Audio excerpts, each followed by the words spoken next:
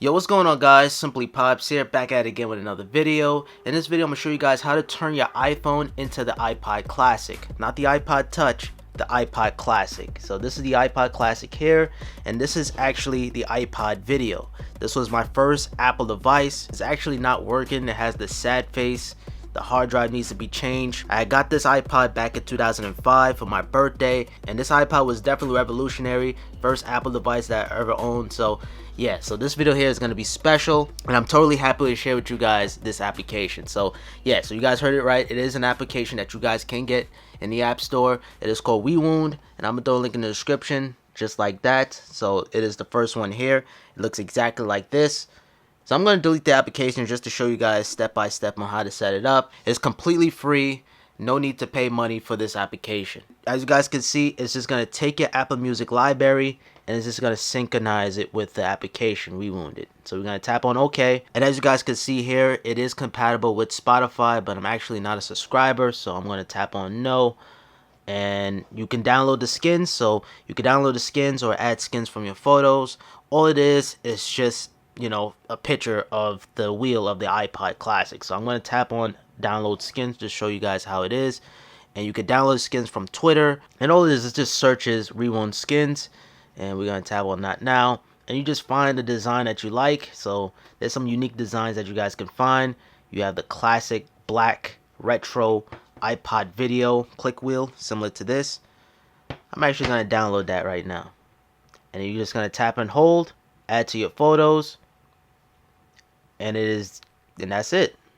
You can actually download some more skins if you like. So you have a blue wheel, you have the red wheel, which I have right here, and then you have the white wheel. So you just do the same thing. If you see a skin you like, you just tap and hold, add to photos, and you're good to go. Now once you're done with everything, you tap on done, and then it's going to come up with a prompt on the bottom, add skin from photos. And this is going to take you to your photo library, and then you could tap on the black wheel, and it detects that it's using a layer 3. So, you know, the iPod been through so many phases that you had the scroll wheel, then you had the buttons on the top. So you could download different skins to match your needs.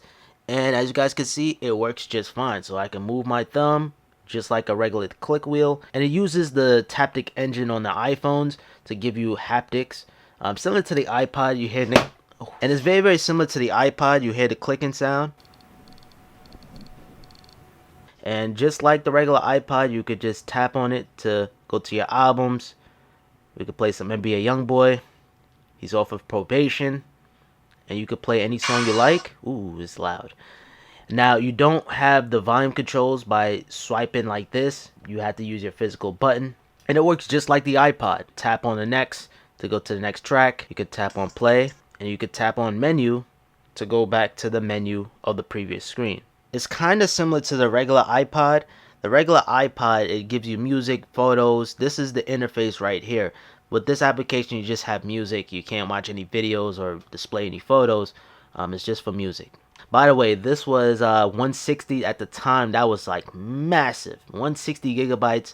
That was like insane. Now we have 512 gigabytes of flash storage on our iPhones. And I would say this, the smaller iPhone you have, the better it is in a sense, because it's more retro. Because back in the days, the iPods were, it just wasn't big. I feel like if you have an iPhone 4 or a smaller size iPhone, it'll be a little bit more true to size.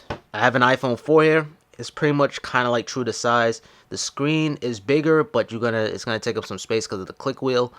But I feel like if you have like an iPhone 5, this will be a little bit more true to size. So you go into the settings, you go into skin, and it's gonna come up with a prompt.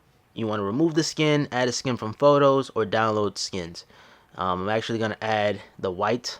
And as you guys can see, now it's just like an image. But there's a way where you could change the interface into a white interface. So you have the white interface, the black interface, and you can rock out just like that. The only pro feature really is just to access the playlist. So you have to purchase that or unlock it just by doing that. And it costs $2, as you guys can see.